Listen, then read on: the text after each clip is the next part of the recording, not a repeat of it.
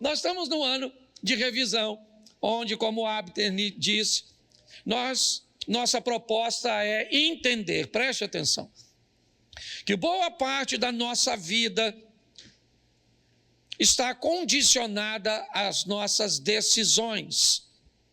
Nossa proposta é de uma forma muito sóbria, muito responsável, mostrar às pessoas que o diabo, apesar de toda a força, apesar de tudo aquilo que ele pode fazer, o poder dele sobre a nossa vida é extremamente limitado. É um poder que, na verdade, na maioria das vezes, é concedido por nós. É como se nós entregássemos a ele o direito de agir sobre as nossas vidas. Isso é uma regra de verdade absoluta? Não. Eu vou te mostrar isso hoje. Mas na grande maioria das vezes, boa parte dos problemas que enfrentamos hoje pode ser decisões erradas que tomamos há tempos atrás. Eu não sei se já aconteceu com você de comprar alguma coisa no cartão, financiado e muitas vezes, e depois da quinta, sexta parcela, quando vem te cobrando, tu não lembra mais o que é.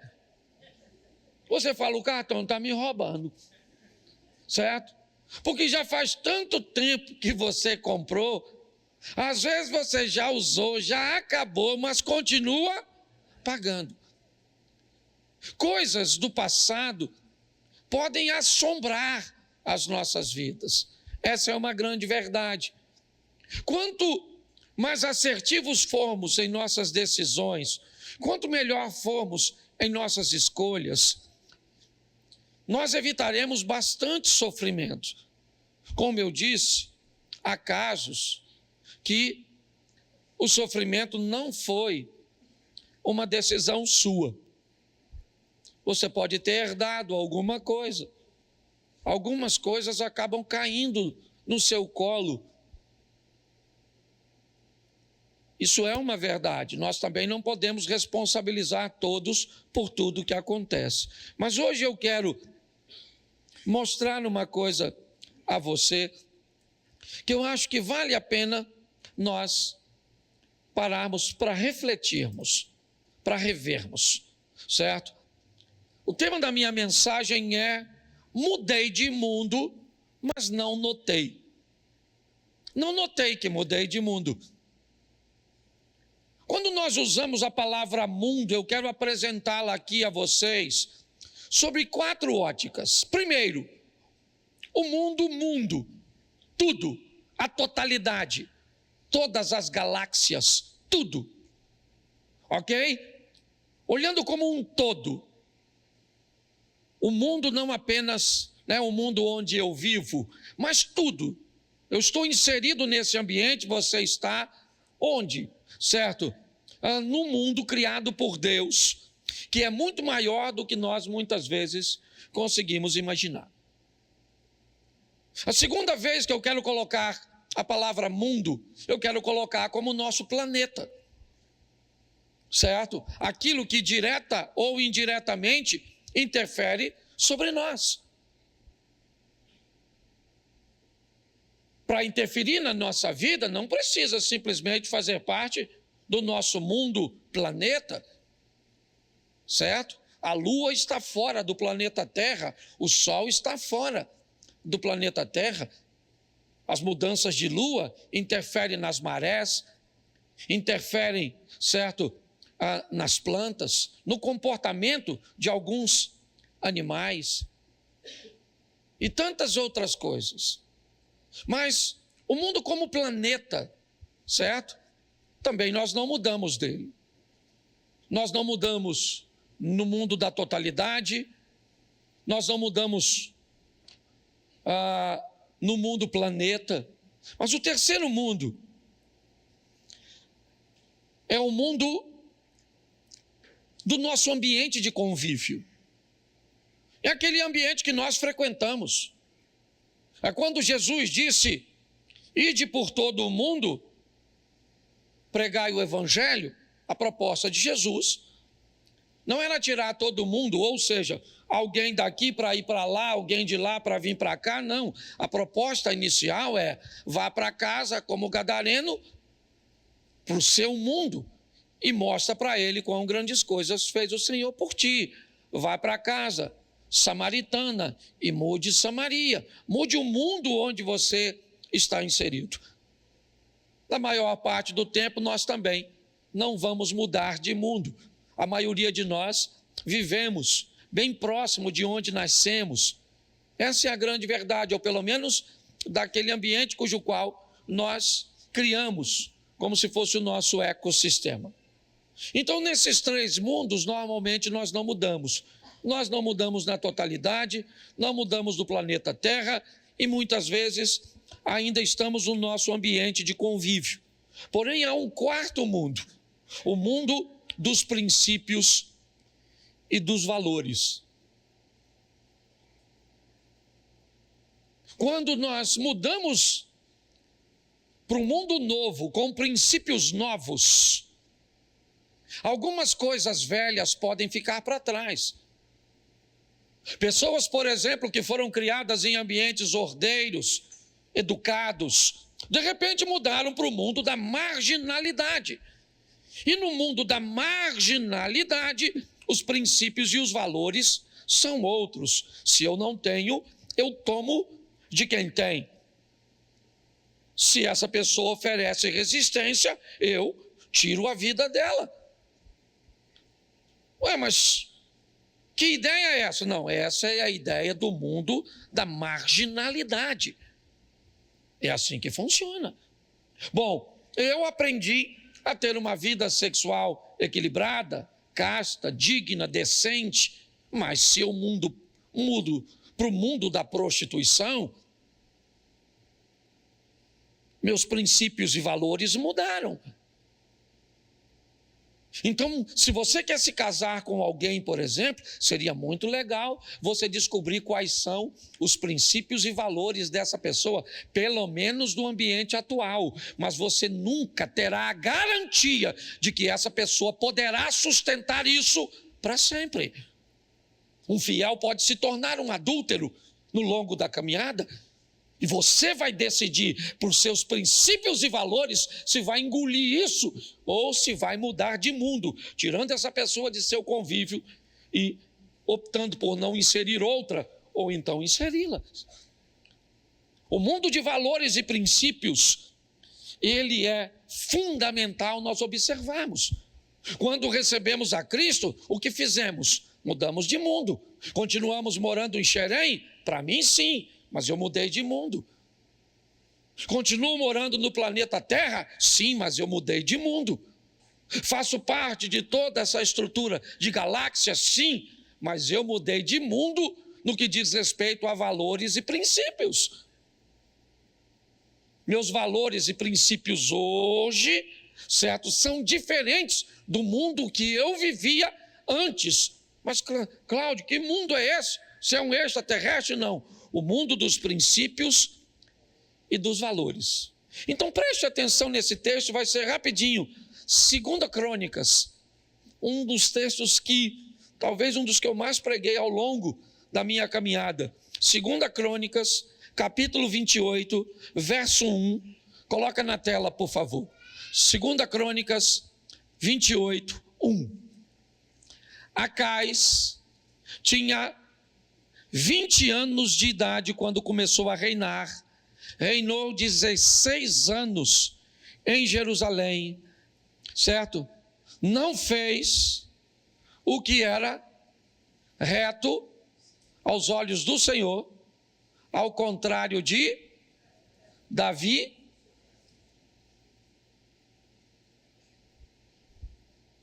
Só um segundo.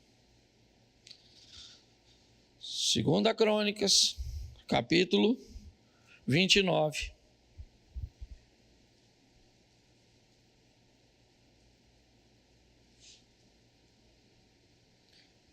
Volta no verso 1, santo varão. Ah, bem. Eu já ia falar que a Bíblia estava errada. Ezequias tinha 25 anos de idade quando começou a reinar. Reinou 29 anos A mãe dele se chamava Abia e era filha de, verso 2, Ezequias fez o que era reto. O que era reto. Eu falo o que era reto, você só completa até a vírgula. O que era reto. O que era reto. O que era reto. Feche seus olhos. Senhor nosso Deus e Pai, em nome de Jesus, continua falando conosco.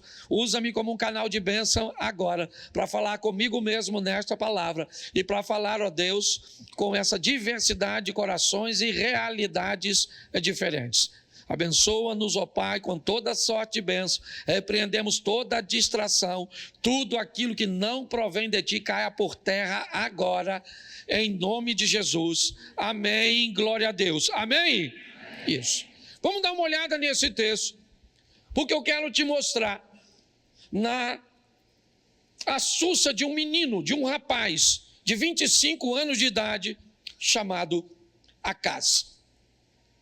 Vamos olhar um pouco para a vida desse camarada, ver como ele precisou fazer revisões em algumas coisas. Mas a primeira coisa que eu quero te chamar a atenção, antes de entrar na história do Acaz, é te mostrar como o mesmo assunto pode ter 3 óticas diferentes. Talvez por isso muitas pessoas quebrem a cara. Porque nós vamos precisar de uma coisa chamada discernimento, sensibilidade, para tomar algumas decisões da nossa vida em ambientes cruciais. Por favor, seja equilibrado. Deus não precisa falar com você se você vai sair com a camisa amarela ou azul. Isso não é responsabilidade de Deus, é sua. Então, por favor, não se coloque diante de Deus como um débil mental. Vou abrir aqui o cardápio no restaurante para ver o que peço nesse menu, que eu quero agradar a Deus. Você quer agradar, coma. Tá certo? Louvado seja Deus. Então pare de querer se colocar numa posição onde tudo que você vai fazer, Deus tem que falar. Porque senão você não faz nada. E não pega versículo isolado para sustentar isso não. Porque você vai ter problema. Certo? Agora também não queira fazer tudo na vida sem falar com Deus. Tem muita coisa na vida que se você não pedir oração a Deus, discernimento a Deus, uma direção, você vai quebrar a sua cara. Então tudo que nós vamos falar hoje é extrema. Sabe, esse extremismo maluco. Você não pode falar nada que o outro já diz, vai para o outro lado. Eu falei isso aqui e vou repetir. Certo? Eu respeito quem não come carne. É um direito que você tem. Você está entendendo? Agora, por favor, respeita quem come. E não vem com essa palhaçada de que eu não quero que um ser vivo morra. Acorda, Santinho. Acorda. Deixa eu te explicar uma coisinha. Você é o dos legumezinhos, da verdurazinha? Você sabe quando aquele arado... Eu, às vezes, vou cortar grama no sítio. Volta e meia a gente parte uma cobra no meio. Corta uma rã, uma perereca, uma lagarta. Você imagina uma produção em alta escala. Aquela lâmina passando, quantas cobras, perereca, sapo, rã, lagartinha. Quando joga aqueles produtos químicos, quantas borboletinhas, passarinho que não morre. Então não tem isso não, essa produção de larga escala. Um montão de bicho morre, mesmo que não seja a vaquinha. Então para com essas teorias malucas. Tá vendo? É só que você que fica mais chateado com a morte da vaca do que com a da cobra, ou da perereca, ou da rã. Meus ancestrais não criaram arco e flecha para correr atrás de um repolho. Que fique claro. Mas eu respeito. Eu tenho que respeitar. Se você comer aquela folhinha. Eu gostaria que folhinha tivesse gosto de picanha, mas não tem. Então dá licença. Pastor, o que você está querendo? Derrubar a folhinha? Não estou querendo derrubar a folhinha, estou querendo levar você para o equilíbrio. Você está entendendo? Chega lá no restaurante, tem alguém pedindo uma picanha, aquela coisa assim, aquela fumaça, aquela... Sangue de Jesus tem poder. Certo? Aí você olha para o lado, o que é que tem? Duas alfaces, uma cenoura, um picles, só troço fantástico, certo? Mas, pastor, a gordura mata, a verdura também. Você já nasceu para morrer, não tem como não, você vai morrer, uma hora você morre. Entendeu? Tá certo? É assim que funciona. Então, nosso propósito é mostrar às pessoas que precisa ver que o troço está muito desequilibrado. Ou pode tudo, ou não pode nada. Ou anda vestido demais, ou anda pelado. Ou faz tudo, ou não faz nada. Devagar. Meu Deus do céu. Então, a mesma situação pode ser... Olha como é que as coisas são. Vou te mostrar a mesma história. Bota para mim aqui, santo varão. E me ajuda agora para mim. 2 Samuel, capítulo 7, verso 2. 2 Samuel 7, 2. Olha só. E o rei disse ao profeta Natã. Quem foi que disse? Então vamos ver o que o rei Davi está pensando. Volta no 2. O rei disse ao profeta Natã: veja, estou morando num palácio feito de cedro, mas a arca de Deus se encontra numa... Verso. Então Natã disse ao... vá e faça tudo o que estiver no seu, porque o Senhor está com... Olha para mim. Davi, um homem de Deus, quer construir uma casa para Deus. Essa é a ótica dele. Eu moro numa casa de cedro e Deus, o Todo-Poderoso, não tem uma casa para... Então essa é a ótica de quem? De quem? De Davi. Então, segundo Davi, Deus está precisando de uma casa. Tá certo. Ele chama então o profeta Natã. E diz Natã: Natã, eu moro numa casa de cedro, mas Deus está, certo, numa tenda. O que Natã disse no verso 3? Vai e faça tudo o que estiver no seu, porque o Senhor é... Essa é a visão de quem? De Natã.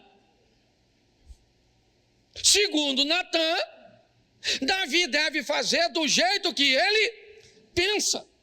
É a mesma situação. Natã disse: não, Davi, vai lá e faz conforme o seu coração, faz direitinho, porque Deus é com... Mas o verso de número 5. Vai e diga ao meu servo Davi, assim diz o... Você quer edificar um templo para a minha habitação? Eu gosto desse ponto de interrogação, que é como Deus estivesse falando: ô querido, se a casa é para mim, deixa que eu peço.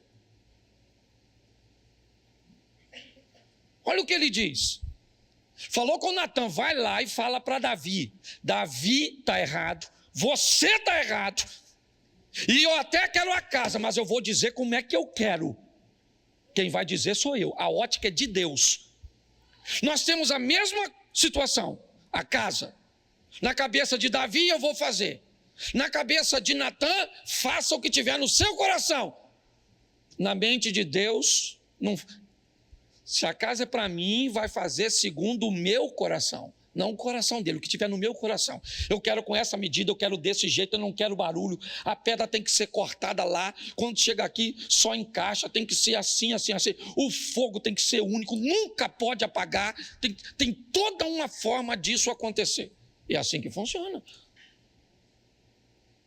Eu estou mostrando a você que uma coisa pode ter três, pelo menos aqui, três óticas diferentes.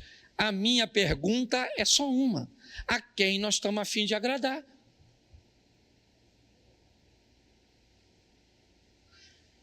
Muitas vezes nós estamos a fim de agradar os reis, os poderosos, os que ditam as coisas. Eles é que são importantes.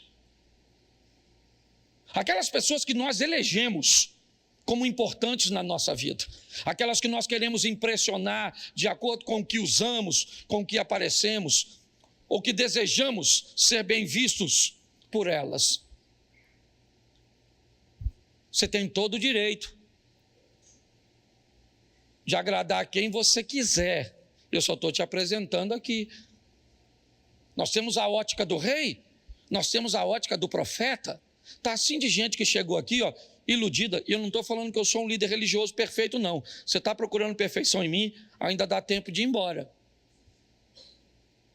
Agora eu vejo pessoas que narram coisas que homens que são sacerdotes e que ocupam cargos como eu ocupo aqui, que se acham semideuses, decidindo e expondo coisas, fazendo coisas absurdas, que parece, muitas vezes, que as pessoas ou sofreram uma lavagem cerebral, ou têm problemas com raciocínio, com lógica.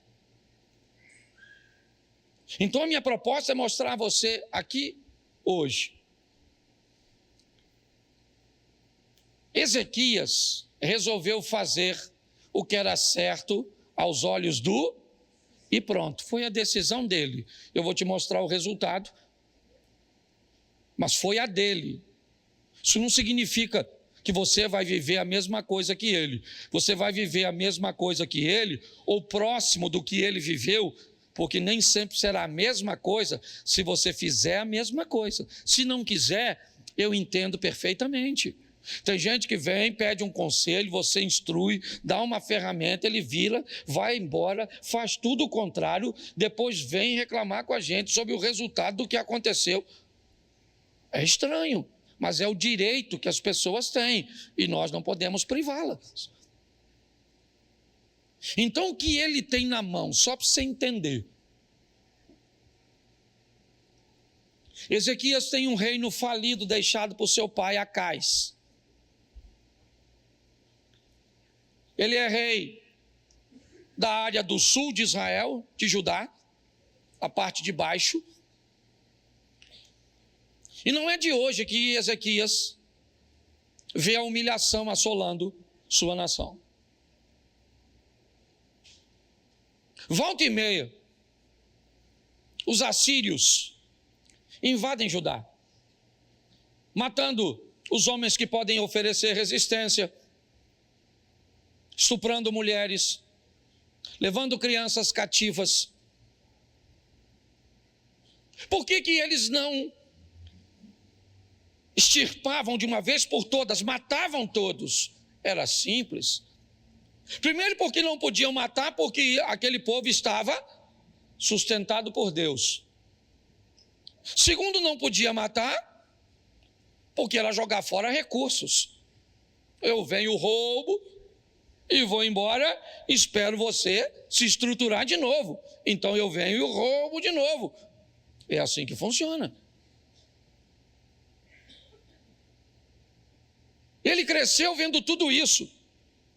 O pai dele estava desesperado, Acais, tentando resolver o problema. Ele também fazia revisões, porém erradas, como Abner disse. Revisões erradas. Ele revisou e ele disse: a melhor maneira que eu tenho a fazer é me aliançar com alguém que me deixe mais forte. Não deu certo. Depois, então, ele começou a subir o tributo e a pagar mais do que era cobrado. E ele agora, certo, ganha, segundo ele, um pouco de admiração de seus algozes, mas que continuam o pressionando. Volta e meia, as invasões vêm, tudo acontece. E tem 2 garotos crescendo. O nome de um, Senaqueribe. Ele é filho de Tiglade, o rei da Assíria. O outro garoto se chama Ezequias. Ele também está crescendo. Porque em meio às crises, alguém vai crescer dentro de você. uma postura, uma personalidade, eu não sei, eu não sou um profissional da área, eu sei que nesse ambiente onde as coisas acontecem, alguém vai ter que aparecer, e é assim que acontece. Tem 2 garotos crescendo, o filho de Tiglade, Senaqueribe, e o filho de Acais. A diferença é só o seguinte: na casa do Tiglade, a fartura, a vitória. Na casa do Tiglade as coisas vão bem. O problema é na casa do Ezequias, onde tem estupro, onde tem morte, onde tem humilhação, onde tem saques. É só isso: dor, choro. Sabe o que é pior? É que ele não é um garoto comum. Sabe o que é pior? É que ele é filho do rei. Quando ele passa na rua, as pessoas olham para ele e dizem o quê? Tudo isso que nos acontece é responsabilidade de vocês. Você viu o preço que pagou Bolsonaro por ter falado a besteira de que o Covid era uma gripezinha? Quantas pessoas botaram, certo, na conta dele a morte dos seus? Eu vi até em viaduto em São Paulo escrito. E aí a pessoa perdeu um ente querido, alguém fala uma besteira dessa, uma insanidade, que é o quê? Eu fico imaginando, Ezequiel não podia sair, ele não era bem visto nem pelos seus, pela gestão de seu pai, porém o pai morreu, porque uma hora a casa cai, meu irmão. O pai morreu os 2, morreu o pai do Senaqueribe e morreu o pai do Ezequias, morreu Acais e Tiglade. E o que eles criaram? 2 filhos, só isso. 2 rapazes, um acostumado a vencer, rico, poderoso, cheio de si. Porque às vezes é isso que os traumas fazem. Eles são tão fortes que transformam as pessoas de bem em soberbas. A pessoa não pode ganhar nada que acha que é melhor que os outros. Vira um dublê de rico. Do outro lado, quem está crescendo? O Ezequias, 25 anos de idade.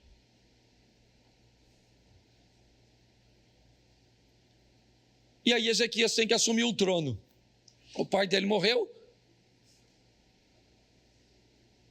Mas que trono é esse? Que casa é essa? Que herança é essa? Não deixou nada. Deixou o quê? Deixou foi minha mãe traumatizada com o homem. Me deixou o quê? Algumas escoriações na alma, que às vezes não é nem no corpo. O corpo é fácil, mas são nas memórias, nas lembranças. Vida dura. E agora, o que esse garoto vai fazer? Ele precisa sobreviver. E ele vai sobreviver. 25 anos de idade, ele assume o governo. Um governo falido. Mas o texto é bem claro. E ele fez o que era reto aos olhos do Senhor. Pronto. O sucesso de Ezequias está em não querer agradar Senaqueribe. Em não querer agradar outras pessoas ou estruturas que poderiam apoiá-lo. O que ele queria era agradar a Deus. Então, o que ele faz? Não dá para copiar o pai dele. Já falei que o pai dele foi uma droga.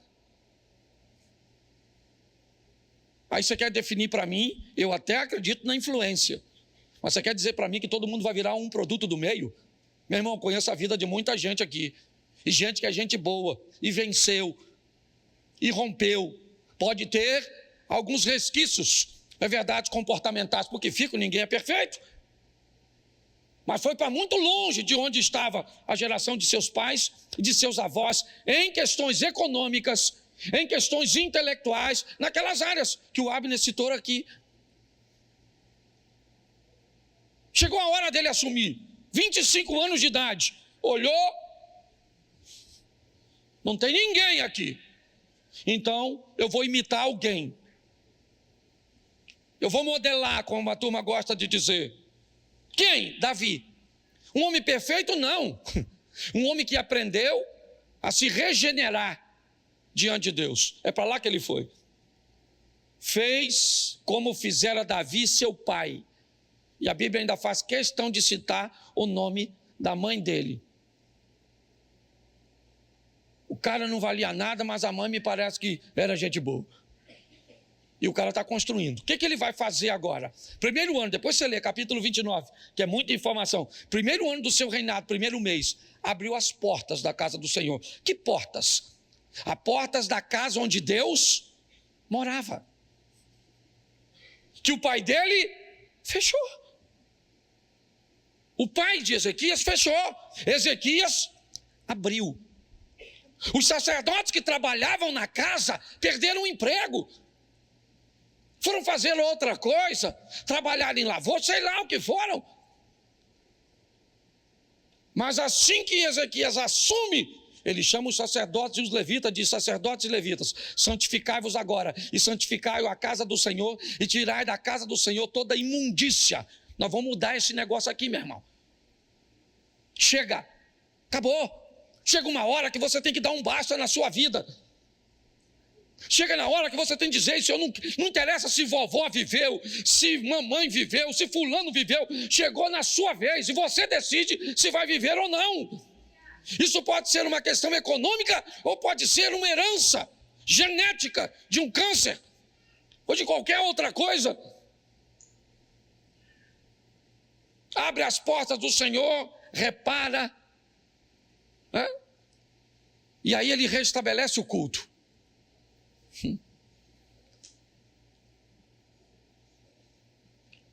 O outro rapaz está vivendo a vida dele, mas está chegando o tempo que a Síria vai invadir.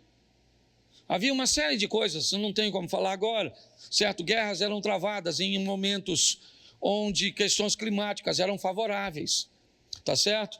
Basicamente todos eles tinham a mesma estrutura, então não fazia a mínima lógica estabelecer uma guerra em ambientes frios demais, certo? Onde eles estavam, porque senão eles venciam a guerra contra o inimigo e perdiam a guerra para a hipotermia. Então tem uma série de coisas envolta nisso. Mas ele agora tem culto. As coisas estão bem. Tá certo? Sabe o que ele faz? Ele celebra a Páscoa. Isso. Ele manda chamar todas as tribos, trazer seus representantes e celebrar a festa que comemorava a libertação, o agir e o mover de Deus no deserto, como Deus entrou no Egito e tirou aquele povo com mão forte, ó, aqui, ó. Esse é o campo de batalha. Deixa o Satanás ou a situação que aconteceu com você te deixar pessimista, negativista, fazer com que você tenha uma ótica ruim a seu respeito e a respeito da sua situação, fazer com que você nunca estabeleça nada de concreto. Se eu perguntar para você de quanto dinheiro você precisa, sempre é muito. Quanto dinheiro você precisa? Muito. Claro que tem que ser muito, porque muito não é um valor definido exato, e é por isso que você nunca alcança. Se você planeja alguma coisa, a primeira coisa que você tem que saber é quanto você precisa. É dizer um número para você mesmo, é dizer um número para Deus. Nós precisamos ser mais assertivos em nossas decisões. Ezequias sabe, a mente daquele povo está contaminada, então vamos trazer uma festa. A festa de quê? A festa que vai trazer a memória. Aí, turma, olha o que Deus fez lá, e o Deus que fez é o mesmo que faz. Sabe o que ele faz? Pede oferta. Pastor, ele pede oferta para um povo falido?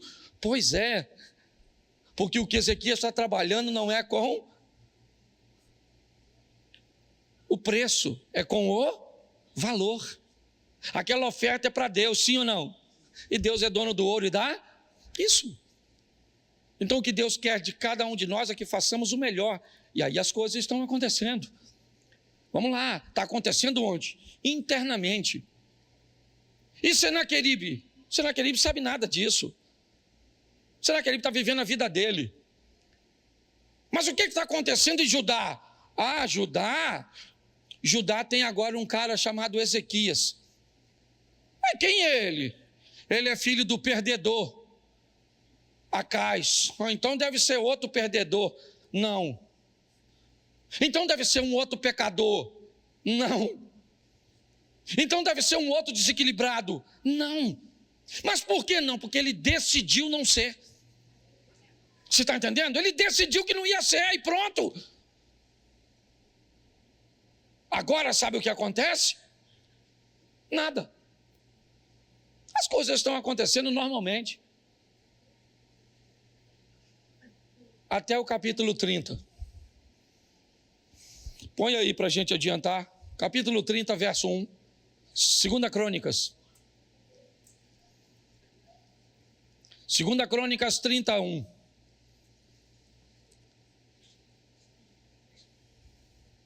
Segunda Crônicas, capítulo 30, verso 1.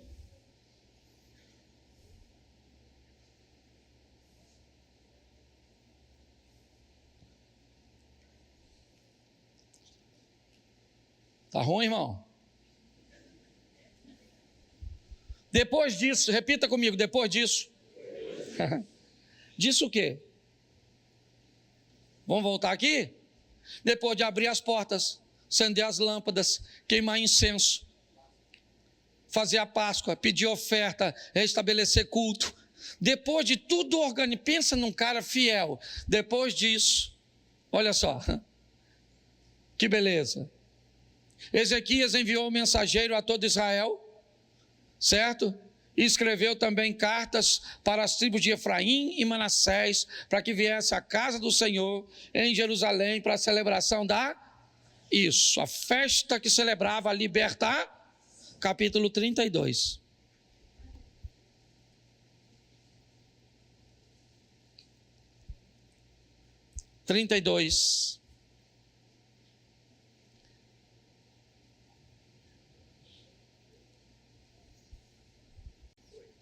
Foi? Depois dessas coisas, repita comigo, depois dessas coisas e desta fidelidade, Senaqueribe, o rei da Síria, invadiu Judá e sitiou as cidades fortificadas com a intenção de... O cara acaba de fazer a festa da libertar, vem um miserável fazer um cerco de aprisionamento, sim ou não? Seu nome é?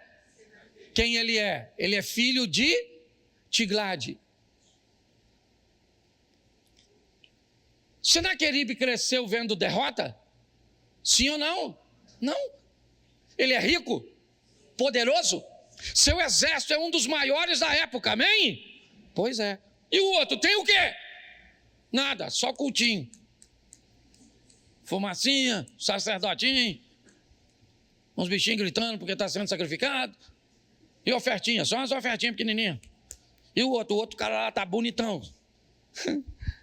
É isso que está escrito aí, mais ou menos isso. Aí vem o tal do Senaqueribe, rei da Síria, invade Judá, sitia as cidades fortificadas com a intenção de fazer o quê? Isso. Por quê? Porque está na memória de todo mundo quem? Acais. Quem aqui já brincou de carniça? Que a frase era... Quando eu bato, todo mundo bate. Isso. Também fui criança.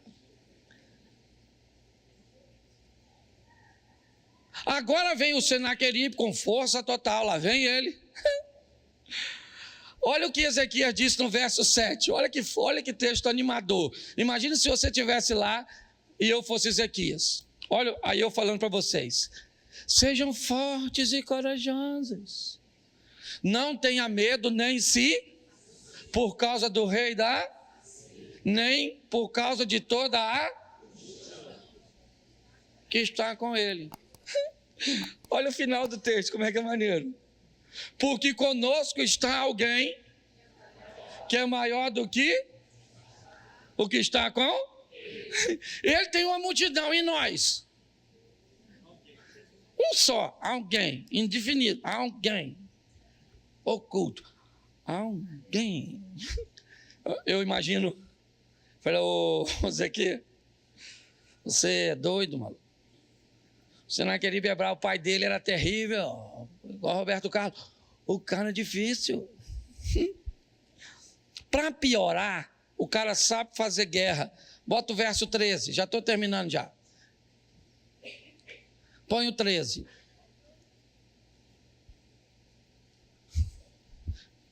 Se não precisasse trazer a memória, ele trouxe. Vocês não sabem os que os meus fizeram com todos os povos das outras?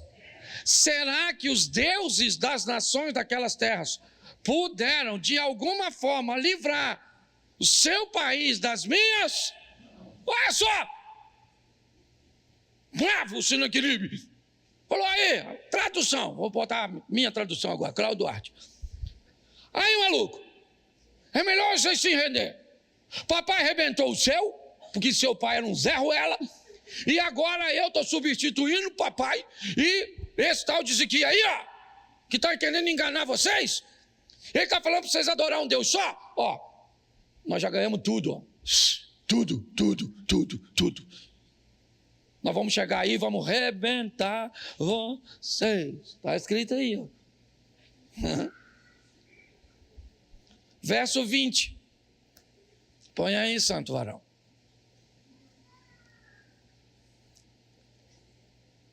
Então, o rei e quem? Deixa eu dar agora aqui uma chave não. Chave não. Dá outra coisa. Isso aí é um controle. Tá certo?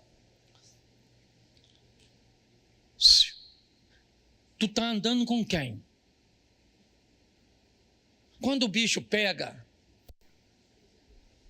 o rei Ezequias chamou quem? O profeta Isaías. Tu tem que andar com gente, certo? De controle. Para andar perto de tu. Ele chamou Isaías e falou: Isaías, meu filho, o Sinaqueribe está aí ameaçando nós ler uma carta. Se você ler a carta que o Sinaqueribe mandou, está aqui, ó, que não dá tempo de eu ler. Pensa numa carta, falou: olha, eu vou arrebentar vocês, vou arrebentar meu pai, arrebentou o pai de vocês, quero ver quem é o Deus de vocês para livrar vocês das minhas mãos. Se eu oro, eu ia orar assim: Senhor, eu estou aqui com Isaías, eu trouxe Isaías aqui, profeta do Senhor. Vim falar com o senhor do Sinaqueribe aí, ó. Eu abri portinha, acendi lâmpada que papai fechou, o sacerdote está tão bonitinho, tudo de branquinho, tem cultinho, tem canção, poderoso Deus, tem, saindo fumacinha, dinheiro tem muito não, porque a gente não tinha quase nada, certo? Mas tá tudo lá. Aí o Sinaqueribe vem, sabe o que ele falou? Ele falou que eu não sou nada, que eu sou mentiroso, e isso eu nem ligo, senhor. Mas se o senhor escutar o que ele falou do senhor, eu estou aqui para fazer fofoca não, mas se eu sou o senhor, comigo eu nem ligo não. Eu sou um pobre mortal, mas se eu sou o senhor, eu ia fazer uma fofoca desse tamanho. Oraram por favor, em nome de Jesus Cristo Nazareno, quando for orar, diga o que é. Pastor, o que você está... Eu fui orar eu viajei, me levaram para orar numa oficina. Pastor, o senhor pode orar aqui? Eu falei: claro. Então vamos orar? Eu falei: não, peraí. Orar por quê? Qual é o propósito da oração? Não, pastor, eu acabei desfazendo uma sociedade, então o meu serviço era um serviço visto de uma forma melhor do que o do meu ex-sócio, então ele está me perseguindo com inveja, eu estou enfrentando algumas dificuldades com permissões, com autorizações para manter a minha oficina liberada, ela é na América, certo? Eu estou precisando ampliar. E ele foi me dizendo o motivo.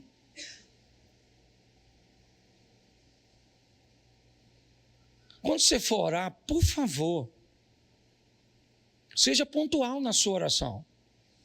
Senhor, me abençoa. Ele já tem te abençoado. Agora, o que você quer? Oraram por causa disso e clamaram o que eles precisam? Eles precisam de socorro. Verso 21. E o Senhor enviou um que destruiu todos os homens e o chefe dos príncipes do arraial do rei o rei da Síria, com o rosto coberto de vergonha, voltou para a sua. Quando ele entrou no templo do seu Deus, seus próprios filhos ali o mataram. Isaías orou com Ezequias e Deus enviou um anjo. Mas, pastor, eu não consegui entender onde o senhor vai encaixar a revisão.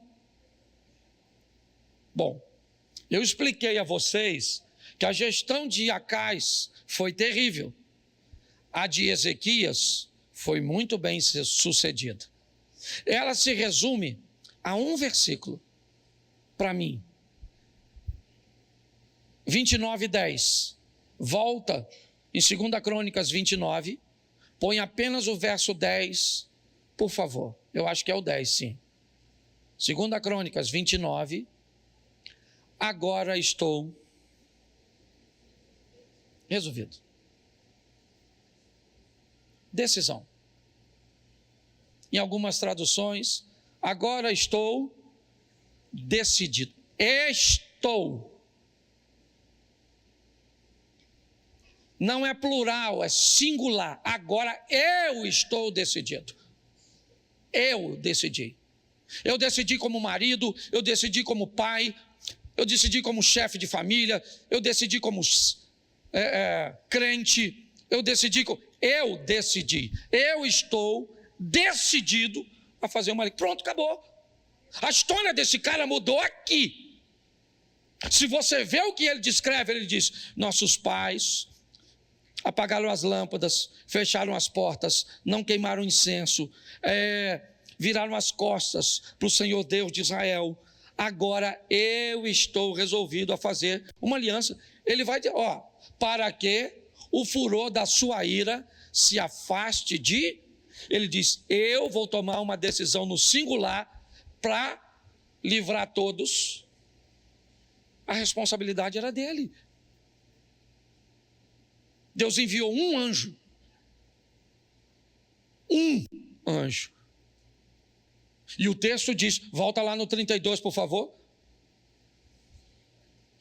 Já estou acabando, mas apesar de que eu estou na hora. 32. Bota o 10, que é onde nós estávamos na oração. Isso. Agora me perdi, mandei você voltar. É verso 20. Isso, oraram por causa disso ao céu, clamaram ao céu, verso de número 21. E o Senhor enviou um anjo que destruiu todos os homens. Todos os homens. Todos os homens. Note que o anjo não matou covarde. O anjo só matava valente. Porque preste atenção. Quando Acais perde, a fama de Israel foi negativa, sim ou não? Sim ou não? Então todo mundo tinha uma fama ruim na boca a respeito de Israel. Deus quer reverter isso. Ezequias fez o contrário. Ele reviu, e o que ele fez?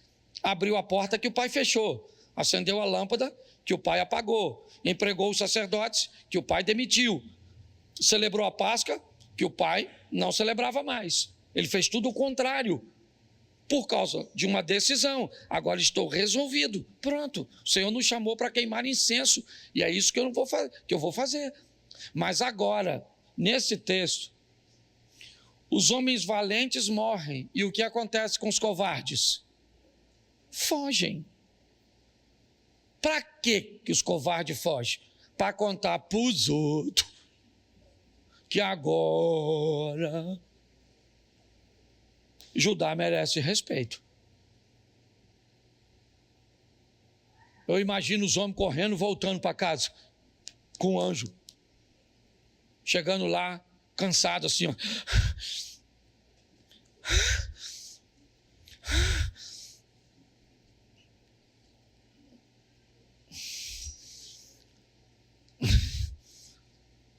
Judá não tem soldado, não. Judá não tem nem arma. Mas, maluco, Judá tem um anjo. E alguém deve ter falado um só. E quem fugiu falou, se tem dois, eu não chego aqui. Mas o mais legal não é isso. Você lembra que mataram Senaqueribe? Sim ou não? Mataram ele, não mataram? Pois é, agora todas as nações vizinhas ficaram sabendo do tal anjo. Aí eles juntavam dinheiro, botavam naquelas caravanas e trazia para quem? Para o Zequia. Depois você lê, porque eu acho mó barato. Eles estacionando aqueles carros assim. Eu imagino Zequia bem assim, ó.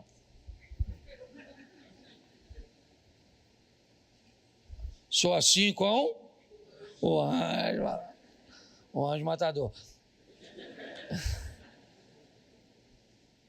E aí, os caras chegavam perto do Ezequias, lê, depois está lá, que eu não vou ler não, só de raiva. Não, vou ler por causa do tempo. Os caras chegavam e falaram, Ezequias! Falei com o Senaqueribe. Falei, Senaqueribe, Ezequias não é a carne, não. Ezequias é um menino decente, tá? Falei para ele, Ezequias, não se meter contigo, tá? Eu trouxe aqui os presentes para tu. Valeu, Ezequias, ó. Ninguém aqui quer brigar. Ninguém aqui quer brigar com... Certo? É ou não é? Vai que é um espírito de John Wick. Eu aprendi uma coisa há muito tempo nessa história. O poder de uma decisão. Não se vitimize. Eu não sei quantas áreas você precisa rever. Eu não sei o que você precisa organizar. Eu só quero te mostrar que Ezequias fez tudo certo. E mesmo fazendo tudo certo, Senaqueribe se levantou. O que indica que fazer tudo certo nem sempre é garantia de que você ficará imune de sofrer uma retaliação e uma guerra. Mas um obediente, quando está em guerra, os céus estão de olhos abertos para defendê-lo. É só isso. Vão pelejar contra a sua empresa, vão pelejar contra o seu casamento, vão pelejar contra os seus filhos, podem pelejar do jeito que for, mesmo você estando em obediente. Mas, meu irmão, onde você não puder defender, lá vai estar um anjo de pé para proteger e agir a seu favor. Vale um amém?